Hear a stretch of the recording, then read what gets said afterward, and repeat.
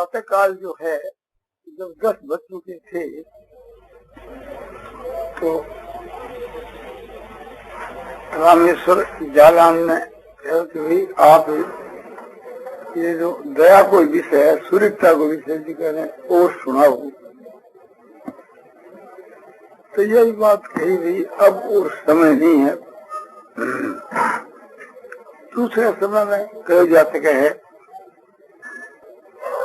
तो एक आपको कहानी सुनाई जाए है, कहानी से बात याद विशेष रूप से रहस्य।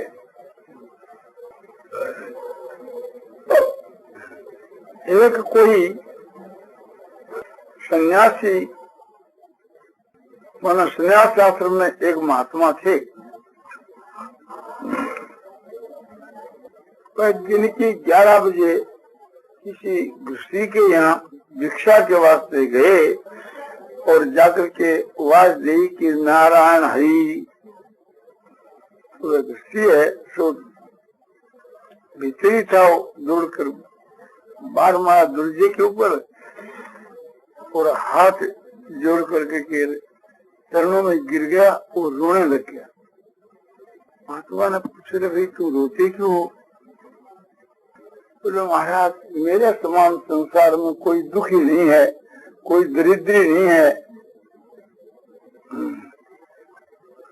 मैं इतना गरीब और समझो कि दुखी होके जिसको मैं क्या कहूँ। रोने का कारण यह है कि आप हमारे घर के ऊपर आए और नारायण ही किया कि किसी भिक्षा दो। तो महाराज हम क्या कहें, हम घर वाले सब 3 दिन के भूखे हैं, खाने के वास्ते घर में अन्न का दाना नहीं है। और शहर के लोगों ने बड़ी मदद करी, पहले उधारा भी रुपया दिया, काम चलाया, आखिर में सब एकदम हैरान हो गए, थक गए। फिर समझो कि इसी प्रकार से लोगों से सहायता ली। अब लोग देने वाले कितने दिन देवें, तो 3 दिन से हम भूखे हैं, हमारे समान कोई गरीब अनाथ दरिद्री भूखा नहीं। तो उस महात्मा ने कहा भाई तुम्हारे समान तो कोई संसार में धनी नहीं है, और तुम तो चाहो तो सबको मालो माल कर सकते हो और अंक को भी धनी बना सकते हो, दरिद्री को भी एक प्रकार से थी उसके दरिद्र को खो करके उन्हें एक महान बना सकते हो, ऐसी तुम्हारी सामर्थ्य है। उस गृहस्थी ने कहा महाराज मेरी तो कोई न सामर्थ्य है, न कोई करामात है, न मेरा पारित्या है, आप किस प्रकार की बात कहो वो भी समझ में नहीं आती। आप कहते हो कि तुम्हारे समान कोई धनी नहीं, मैं कहता हूँ कि मेरे समान कोई दरिद्री नहीं, कोई गरीब नहीं, कोई अनाथ नहीं। बिल्कुल एक विपरीत बात आप कह रहे। बोले नहीं हम विपरीत नहीं कहते हैं, हम सत्य बात कहते हैं कि तुम्हारे वो घर के वहाँ क्या है? बोले वो तो सिर लोडा है, पत्थर को उठा करके लोडे को उठा। बोले ये क्या है? बोले ये तो महाराज अपना पत्थर है, पत्थर। बोले हम नहीं मानते। बोले आप मानो चाहे न मानो, वो तो 1000 आदमी से कुआ दूं कि ये तो पत्थर है। अरे बोले हम तुम्हारे 1000 आदमी की बात सुने कि हमारे को जो प्रत्यक्ष दिखे वो बात सुने। महाराज आपको कुछ और ही दिखता है, पत्थर नहीं दिखता। बोले नहीं हमारे को और ही दिखता है। तो महाराज क्या कहें, एक प्रकार से आपकी दृष्टि का दोष हुए। अरे बोले हमारी दृष्टि का दोष नहीं है, तुम लोगों की दृष्टि का दोष। तो ये क्या है कि तुमने कभी पारस का नाम सुना था? बोले सुना। उसका प्रभाव भी सुना? बोले सुना। क्या सुना? कि लोग के छुआ देवे तो सोना बढ़ जावे। बोले वो चीज ये है। तुम्हारे घर के बीच के वहां कोई लोग का बर्तन है? हाँ बोले हमारा तवा है, सन्यासी है, करछी है, चक्कू है, चिमटा है, कूंची है। यूं तो गृहस्थी आदमी ठहरे इस तरह से लोग के बर्तन तो भी पड़े हैं, बेचे नहीं है। और भूखा क्या नहीं करता, भूख मरता सब कुछ कर सके। बोले लाओ, वो लाए, उसको छुआते गए सोना बनता गया। बोले अब बता ये सोना है पारस है? बोले महाराज जी तो प्रत्यक्ष अब पारस है। अब कोई तुम्हारे को कहे कि ये पत्थर है तो तुम मानोगे? बोले नहीं मानेंगे। तो हम कैसे माने? अब तू बतला कि तेरे समान कोई संसार में धनी है क्या? बोले महाराज नहीं। और तू चाहे तो झाड़ू आदमियों को धनी बना सके, लखपति बना सके? हाँ बोले बना सकता हूँ। तो ये पत्थर तुम मान रहे थे तो तुम्हारे घर में पड़ा था, कहीं आया क्या? बाहर से कहीं तो नहीं, हमारे घर में ही था। तो हम जानते नहीं, इसलिए हम अपना दुखी हो रहे। तो यही बात एक प्रकार से भगवान की दया के विषय में है कि भगवान की दया तो पहले से ही है। जैसे वो पत्थर उनके घर में पहले से ही था, तो भगवान की दया तो अपना पहले से ही है। किंतु हम उस भगवान की दया को दया नहीं मान रहे हैं, इसलिए बढ़ते फिरते हैं। वो रोटियों के लिए बढ़ता था और हम लोग संसार के बीच में 84 लाख योनियों के बीच के मारे मारे फिरते हैं। क्यों फिरते हैं? कि भगवान की दया अपने पर नहीं मानते। दया तो है ही भगवान की, आप मानो तो भी है, नहीं मानो तो भी है। मानने से आगे मनुष्य जाकर उसको जान लेता है, जानने से उसको विशेष आनंद हो जाता है, परमात्मा की प्राप्ति हो जाती है। तो पहले तो आपने सुनी है इस बात की भगवान की सबके ऊपर अपार दया है, और दया सुन करके यदि मान लो तो बहुत तो काम हल हो जाए। और मानने के बाद में को ज्ञान तो अपने आप ही हो जाए, और फिर तो मेरा पार है। इस पर भी एक कहानी है। इतने आदमी जो है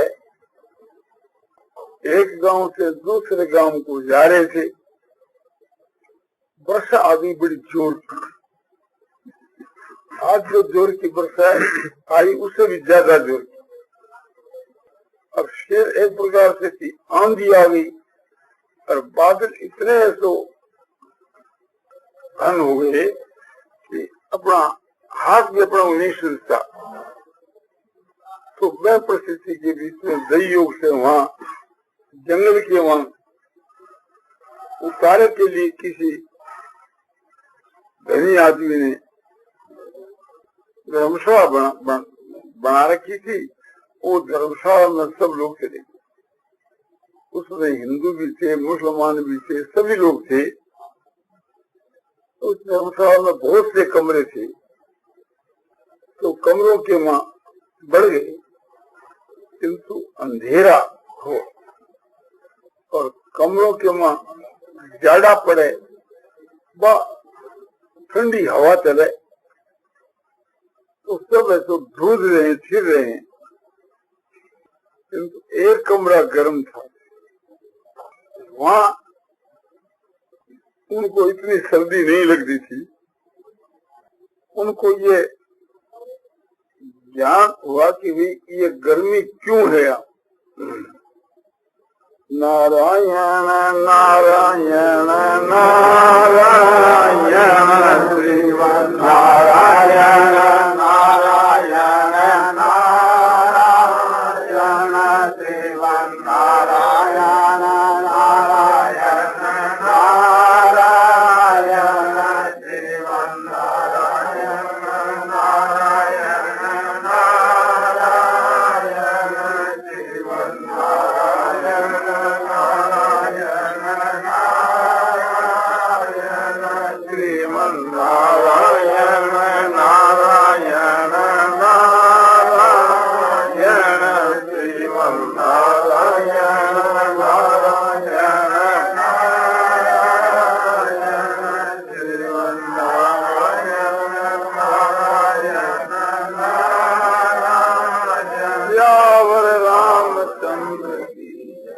मार मुक्त तो बात यह थी कि एक कुएं के बीच के मां अंगार जो है बदक देव जो खीरे पड़े थे, अग्नि जो है तो आपने पड़ी थी, ऊपर मड़ी आ गई, राख आ गई, तो वो एक प्रकार से राख से ढके जाने के कारण तो वो किसी को दिखती नहीं थी, किंतु फिर कमरा गर्म था,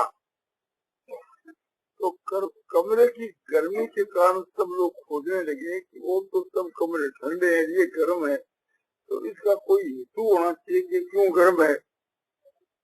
वो कमरा एक प्रकार से इतना बड़ा भी नहीं, इससे आ रहा ही था, तो मिल गई वो जो ढकी हुई अग्नि पड़ी है, लकड़ियां तो बड़े बहुत बड़ी थी, ईंधन को कोई घाटो नहीं, तो वहाँ एक प्रकार से ईंधन शुरू कर दियो बात, तो तेरा प्रकाश हो गयो, लोग जोर जोर कह भाया थोड़ी माने भी अग्नि जो उस वक्त में दिया स्वाई कहा थी नहीं,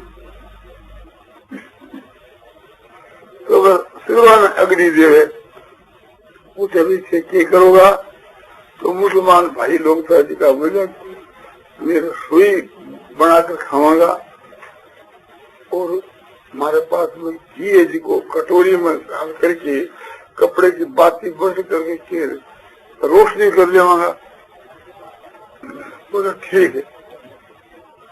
दूसरे सज्जन आए, बोले माने भी अग्नि जो थे क्या करोगा, बोलो मैं अग्निहोत्री ब्राह्मण हाँ, तो पुत्र के वास्ते में ये करा, इस वास्ते माने दरकार है, ले जाओ ठीक। उसे और एक ब्राह्मण आए, उसने कहा थोड़ी अग्नि मुझको दीजिए, तुम अग्नि को क्या करोगे, बोलो अग्नि को मैं अग्निहोत्र करता हूँ, अग्निहोत्र करूंगा। अग्निहोत्र क्यों करते हो, अपनी आत्मा के कल्याण के लिए निष्काम भाव से अग्निहोत्र करे तो उसकी आत्मा माने उसका अंतःकरण शुद्ध हो जाता है और फिर उसको परमात्मा की प्राप्ति हो जाती है। तो उसको भी अग्नि देना और वह सब अपने अपने अभिष्ट काम को करने लगे। अब इसके बाद विचार करना चाहिए कि अग्नि का ज्ञान नहीं रहा तो भी एक प्रकार से कमरा गर्म रहा, इतना लाभ तो उनको भी मिलता ही था बिना ज्ञान के। अग्नि को ज्ञान नहीं तो भी लाभ बनाने मिल रहे थे। और उसके बाद के बीच के मां जब अग्नि को ज्ञान हो गई हो कि अग्नि कमरे के मां है, तो वे एक प्रकार से अग्नि से लाभ उठाने लगा, वे भी और दूसरे भी, और जो भाई लोग है वे भी। तो मुसलमान लोग है वे भी एक प्रकार से लाभ उठाए। अग्नि के वहां श्रद्धा नहीं थी उनकी कि अग्नि देवता है, ये समझते थे कि भी अग्नि एक जड़ पदार्थ है, इसमें दो शक्तियां है, कि विदाई का शक्ति, एक प्रकाशी का शक्ति, एक तो रोशनी करने वाली शक्ति और एक जलाने वाली शक्ति। जैसे सूर्य के वहां दोनों शक्तियां है, जलाने वाली, प्रकाश करने वाली, और चंद्रमा में एक ही है, प्रकाश करने वाली तो है, जलाने वाली कोई वो ठंड। तो अग्नि के बीच के वहां दोनों शक्तियां है, तो उससे लाभ उठाए लोगों ने। और जिनकी श्रद्धा थी कि अग्नि देवता है, जो विश्वास तो वे अध्यात्म विषय को लाभ उठायो और अपने कामना की सिद्धि विषय को लाभ उठायो। जो सकाम भाव से अग्निहोत्री हो वो अग्निहोत्र कर करके अपना कामना विषय को, माने पुत्र की कामना थी तो पुत्र विषय को लाभ उठायो। और जिसका एक प्रकार से उच्च कोटि का महात्मा बनना चाहता था, ऐसा जो पुरुष है साधक है, वह उस अग्नि के मां निष्काम भाव से हवन करो, अग्निहोत्र करो, तो वह आत्मा की शुद्धि होने के विषय को लाभ उठाए।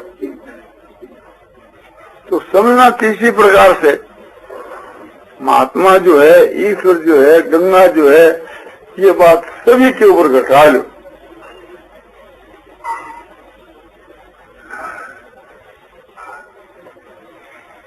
तो जिस देश के वहाँ महात्मा वास करे है, उस देश के वहाँ स्वाभाविक ही फायदो वैदिक को तो हो ही जाए, चाहे बनाने ज्ञान हो चाहे मत हो। जैसे महाराज युधिष्ठिर विराट नगर के वहाँ वास करते थे, तो भीष्म जी ने कैरवों की सभा में यह बात कही कि जिस जगह राजा युधिष्ठिर होंगे वहाँ कोई अकाल नहीं पड़ेगा और वहाँ कोई महामारी नहीं आएगी, कोई भी देवी कोप नहीं होगा, और जहाँ पर राजा युधिष्ठिर होंगे वहाँ की प्रजा धर्मात्मा बनेगी, सत्य बोलने वाली बनेगी, और उस देश के वहाँ धन सो बढ़ेगा, धान बढ़ेगा, धर्म बढ़ेगा, बहुत सी बातें कही। तो इन सब बातों को सुन करके दूत है जो बड़ा इनकार कर दिया था कि पांडु कहीं नहीं मिले, उन्होंने कहा कि ये जो बात कहते ये सारी बात तो विराट नगर के वहाँ मिला है। अब एक प्रकार से विराट नगर के ऊपर चढ़ाई कर दी। तो ख्याल करना चाहिए कि राजा युधिष्ठिर का कितना भारी प्रभाव पड़ा था कि जिस देश में वास करते थे उस देश के बीच के वहाँ धन धान और धर्म की तो बढ़ती होती थी, ये तो खूब बढ़ता था वहाँ, और समझो कि वहाँ अकाल नहीं पड़ता और महामारी नहीं आती, और वहाँ साल भर रहे, किंतु ये लक्ष्य किसी का भी नहीं गया कि युधिष्ठिर के वहाँ ये गुण है, तो भी उन्होंने लाभ उठाया। युधिष्ठिर से राजा विराट ने लाभ उठाया और समझो कि वहाँ के वासियों ने लाभ उठाया, और फिर ये ज्ञान हो गया कि ये पांडव है, क्या राजा विराट वगैरह और विशेष लाभ उठाए। बोला कि ये अर्जुन है, ये युधिष्ठिर है। तो राजा विराट बोले मेरी लड़की उत्तरा है, देखो ब्याह में अर्जुन के साथ में करो। अर्जुन कहो कि मेरे लड़को अभिमन्यु है, उसके साथ में इसको ब्याह कर दो। तो इसमें मैं पढ़ाई इस वास्ते यह मेरे लड़की के समान है, और फिर भी लड़की के समान ही रहती, तो अभिमन्यु के साथ में मेरे को ब्याह कर दियो। जब जान गया कि ये पांडव है तो वे और विशेष लाभ उठाने लगा। तो इसी प्रकार से कहीं भी कोई महात्मा रहो, वह महात्मा के रहने से स्वाभाविक जो लाभ है वो तो वही चाहे बने जानो चाहे बस, और विशेष लाभ है महात्मा ने महात्मा जानने से, मांगने से, बने मांगने से भी बहुत लाभ हो जावे, और मानने से आगे जाकर वो जान जाए, जानने के बाद और विशेष लाभ हो जाए, क्योंकि जानने के बाद फिर उनमें श्रद्धा हो जाए, और बस श्रद्धा फिर सकाम हो जितनी भी लाभदायक हो और निष्काम हो तो और भी ज्यादा लाभदायक हो जाए। यही बात ईश्वर की भक्ति के मां है। ईश्वर की भक्ति कोई करे बिना प्रभाव जाने, बिना किसी जाने भी ईश्वर की भक्ति करे तो भी सुबह में लाभ हुए। जैसे अजामिल थे तो आपके लड़के को नारायण नाम का ढालियो, और जम के दूध लेने के वास्ते आए तो अपने लड़के को याद किया कि नारायण नारायण, और उसकी ये मानता थी कि मैं मेरे लड़के ने बुला रही हूँ, भगवान ने नहीं। अरे वो एक प्रकार से बेचारा इस बात को नहीं समझता था कि तेरे लड़का का जो नाम है वही भगवान का नाम भी नारायण, तेरे लड़का का नाम भी नारायण, और मैं नारायण नाम का उच्चारण करता हूँ, ये भगवान का नाम है, और इसके उच्चारण करने से सारे पाप नाश हो जाते हैं और वो जम के द्वारा सो नहीं जाता। ये उसको ज्ञान नहीं था। और फिर जब भगवान के पार्षद आए तब उसको फिर ज्ञान हो। ज्ञान होने के बाद के जम के दूतों को तो मार भगाया, और फिर वो बच गया, अपनी जान बच गई। फिर वो हरिद्वार के वहां जाकर के और भगवान की भक्ति करी, और भक्ति करने से को फिर कल्याण हो गई। तो बिना जाने ये भगवान की भक्ति करने से लाभ होए, और समझो कि भगवान को भगवान मान करके अरबा की भक्ति करी जावे तो और विशेष लाभ हुए, और आगे जाकर मैं को भगवान के विषय को ज्ञान हो जावे तो और भी ज्यादा लाभ हुए, और फिर मैं को ज्ञान होकर के श्रद्धा हो जावे तो और भी जाकर के अधिक लाभ हुए, और वह श्रद्धा फिर निष्काम हुए तो फिर वो लाभ को ठिकाना नहीं चाहिए। इसी प्रकार समझ करके के भगवान के नाम को निरंतर जप करना चाहिए और गुप्त रूप से करना चाहिए। किसी ने जनावा नहीं कि मैं करूं, और वो एकता करे, तार नहीं टूटती। भगवान के नाम को जप और भगवान के स्वरूप को ध्यान जी की माप एक तार कर। भगवान के बहुत से नाम है, उनमें कोई भी नाम हो जिसमें आपकी श्रद्धा प्रीति विश्वास हो, कोई आपके लिए सबसे बढ़ करके है। जैसे मुसलमानों के लिए अल्लाह खुदा, अंग्रेजों के लिए गॉड, और हिंदुओं के लिए ओम, राम, हरि, गोविंद, वासुदेव, नारायण, जो भी कोई भगवान को नाम। तो जिस नाम के ऊपर आपकी श्रद्धा भक्ति है वही नाम को आप सो जप है सो निरंतर करे और श्रद्धा भक्ति पूर्वक करे, और भगवान के वहां प्रेम होने के लिए या भगवान की प्राप्ति के उद्देश्य से करे तो वो निष्काम के तुल्य है। कोई भी प्रकार की कामना नहीं करे तो भगवान समय पर अपने आप ही उसको मिलेंगे, चाहे भगवान की कामना भी नहीं करे। तो इस प्रकार को जो भजन है वो दामी है। इसी प्रकार से भगवान को ध्यान करे, और ध्यान के वहां भगवान को जो रूप और लावण्य है वो एक अलौकिक है। संसार के वहां वह तो रूप लावण्य है ही नहीं। करोड़ों कामदेवों की भी उपमा देवे तो वह के बराबर उपमा लाग नहीं सके। वह तो आपने समझो कि अनुत्तम है, अनुपम है, के समान कोई उत्तम निर्बन के साथ में किसकी उपमा लाग सके नहीं। उसके सादृश कोई चीज नहीं तो उपमा किसकी दी जाए।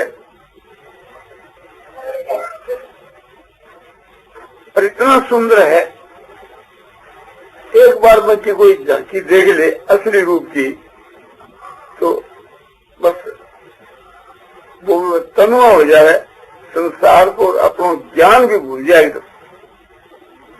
और मैंने आनंदित की कोई सीमा नहीं। जैसे चकोर पक्षी चंद्रमा को, पूर्णिमा के चंद्रमा को देख देख करके मुग्ध हुए, जब तक चंद्रमा जी का देख तो ही रहे, एक तक पलक भी नहीं जपे। इस प्रकार से वो भगवान ने देख तो ही रहे, पलक में पड़े ही नहीं। चकोर पक्षी को उदाहरण भी यहाँ नहीं है तो घटे, क्योंकि वह समान कोई चकोर पक्षी थोड़ी, वह समान तो वही है। कौन के भगवान को घर ऐसो ध्यान करे और नेत्रों के द्वारा मैं को रूप लावण देख करके, मुखाबिल देख करके माने पहले मैं पी जाऊं, माने देखते ही रहूं, और देखते देखते प्रभु को चित्र तो रह जा, अपने आप को भूल जा। और ध्यान करने के समय में बार बार रोमांच होने लगे, आंसुपात होने लगे। और मैंने आखिर जो है कि देखो मैं तुझ आदमी जिके ने भगवान मिला, कितनी आश्चर्य की बात है। तो आनंद की सीमा को नहीं रहे, ज्ञान की सीमा को नहीं रहे, शांति की सीमा को नहीं रहे। देखो स्वरूप दे करके फिर भगवान के चरित्र ने याद करे, भगवान के राम के चरित्र ने, कृष्ण जी के चरित्र ने, जिसको रूप आपने प्यारो है, जिसको आपनो इष्ट हो, जब अपनी श्रद्धा हो, आचरण ने लीला ने याद करे और लीला ने देख देख करके अपना मुग्ध हो गए। वह लीला मन से देखे एक प्रकार, और उस मानसिक लीला को देख करके एकदम उस ध्यान के बीच के तन में हो जाए और उस लीला के बीच के वहां फिर गुणा को दर्शन करे। गुण ये कि भगवान बड़े प्रेमी है, बड़े दयालु है, क्षमावान है, ये सब उनके अनंत गुण है। क्षमा, दया, शांति, समता, संतोष, सरलता, ज्ञान, वैराग, अनेक गुण बड़े पड़े। और एक ही गुण अपार है, अपरिमित है। हम लोग जो अनुमान करते हैं, समझते हैं, वो हमारा अनुमान बहुत ही कमजोर है।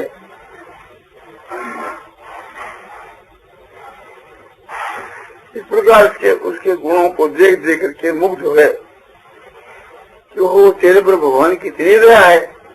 भगवान इस प्रकार से तू जो तुझसे नाना कहते, उससे भगवान इतना प्रेम करना चाह रहे है। भगवान की तरफ से समझो कि फाटक खुला हुआ है कि तुम चले आओ। भगवान को हमारे सिर के ऊपर हाथ है, अब हमारे को कौन बात की चिंता। भगवान की दया के रहस्य को समझ जावे, तत्व समझ जावे।